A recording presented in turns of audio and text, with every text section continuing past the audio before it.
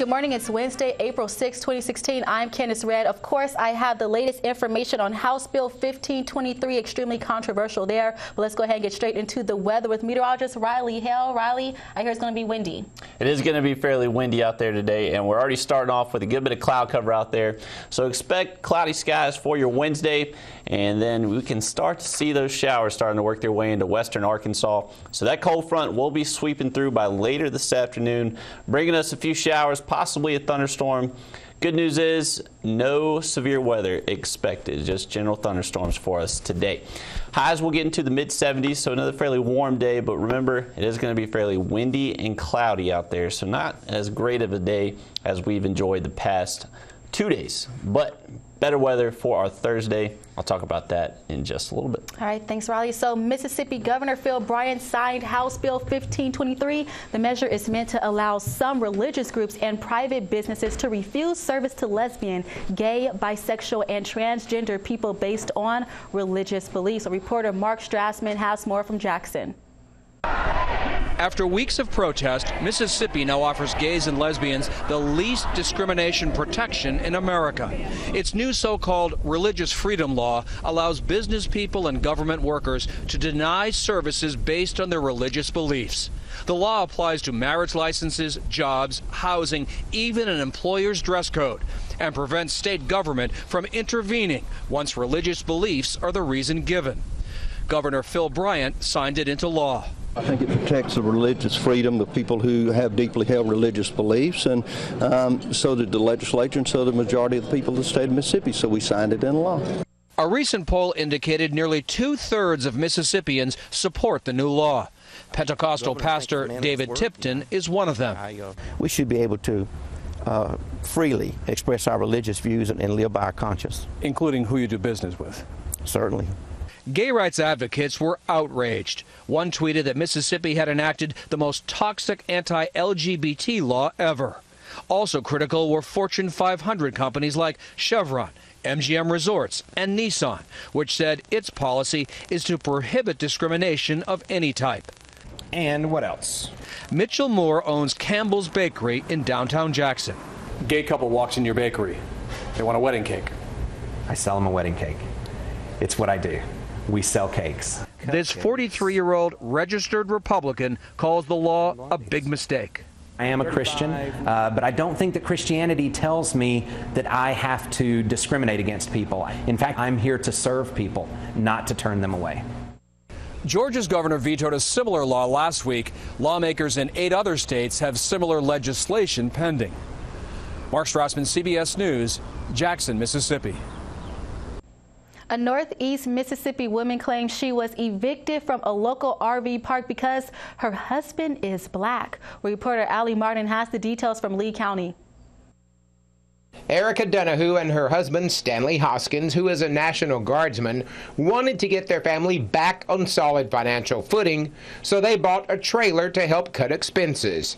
Then Donahue found out about a small RV park in the Belden-Enville community owned by Gene Baker. Went over there, real nice, couldn't ask for no better. He invited me to church, he told me about his family, his kids, his grandbabies. The next day, though, Donahue says Baker called her. And he said, "Hey, you didn't tell me you was married to no old black man." I said, "Whoa." I said, "What?"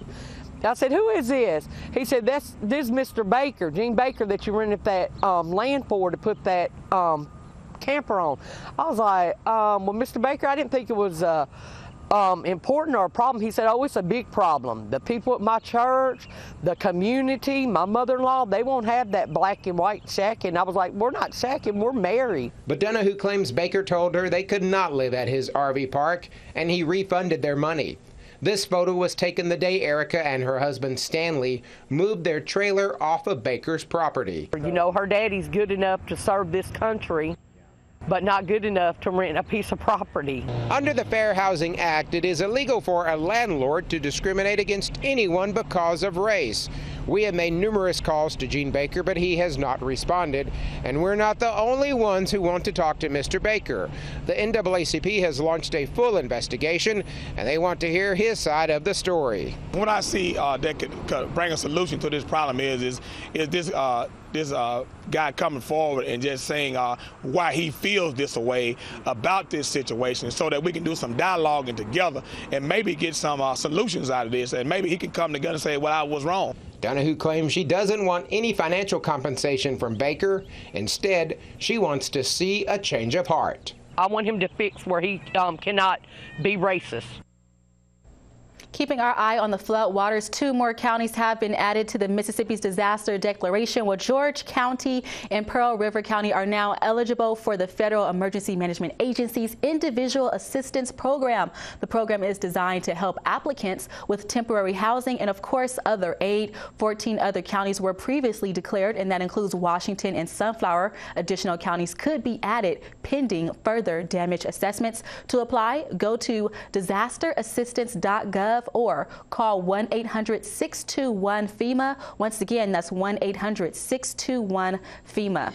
Flood victims should be aware of fraud. That's according to a press release from MEMA and FEMA. Team members are working in federal disaster designated counties to help give people an opportunity to register for disaster assistance. Now, housing inspectors contracted by FEMA are also inspecting damaged homes. FEMA says residents should always ask to see an official photo identification card before releasing any personal information to help prevent fraud.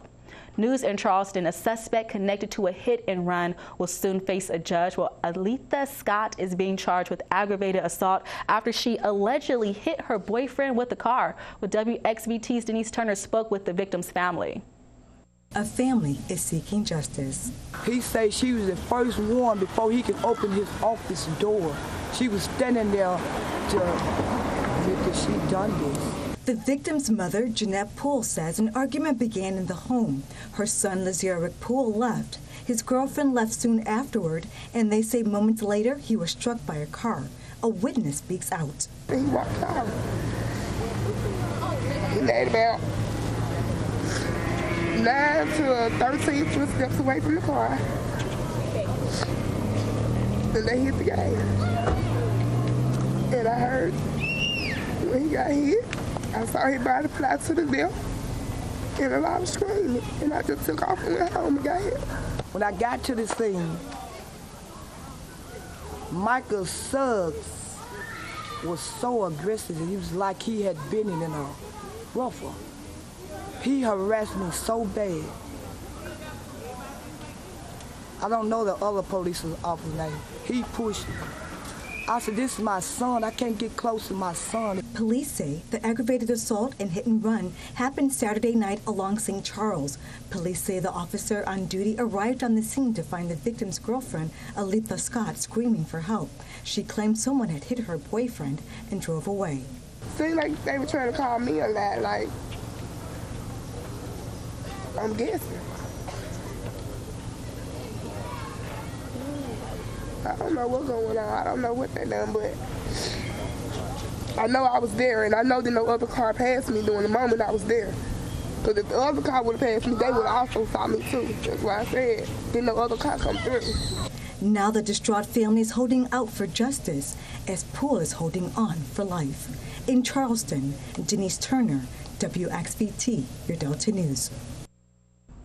News in Cleveland, a man is recovering at a hospital in Memphis after burning himself with grease. The incident happened Monday night in the 800 block of North Street. When firefighters arrived, they saw smoke coming from the house. Now, authorities believe the fire started when the homeowner was cooking with grease. The Cleveland Fire Department receives a prestigious award. Well, the department was recently honored with the Joseph M. Steele Fire Department of the Year Award. Well, firefighter Kent Wilburn also took home Fire Officer of the Year. Both titles were claimed at the Hearts for Heroes Gala this past February. This is the third time, once again, the third time Cleveland has won Fire Department of the Year. Back, we get the thank yous, and it creates kind of a healthy cycle back to one another. As the guys continue to provide that service, continue to give to the community that they love, the community gives back to the guys also. So we've been enjoying a really healthy cycle for a number of years. For more information about the fire department, visit clevelandfd.com. And the Pathways to Possibilities Expo will kick off today at the Washington County Convention Center. Well, PTP is a hands-on interactive career exploration experience designed for 8th grade students in public and private schools, as well as those who are homeschooled. Now, organizers say nearly 3,000 8th graders are registered from, get this, 37 schools across the Delta. Well, training starts tonight at 6. For more information, just call that number shown right there on your screen. And did you know that April is National Safe Digging Month? And before digging in your yard this spring, you should call 811. Well, Mississippi 811 is a nonprofit organization that tells you where not to dig. Crews identify and clearly mark utility lines using flags or paint for free, so you'll know which areas to avoid for safety. Well, Fred Johnson is the operation manager of Mississippi 811. In a phone interview, he explains the importance of digging safely. Even if you're digging a flower garden, you could get into your cable TV or your phone lines. There are, of course, your gas line coming into your home. There's a lot of stuff out there that could hurt you, and you certainly wouldn't want to do without if you cut it. You get to digging. Be sure to call the hotline at least 2 business days in advance. And we'll be right back after the break. Do stay with us.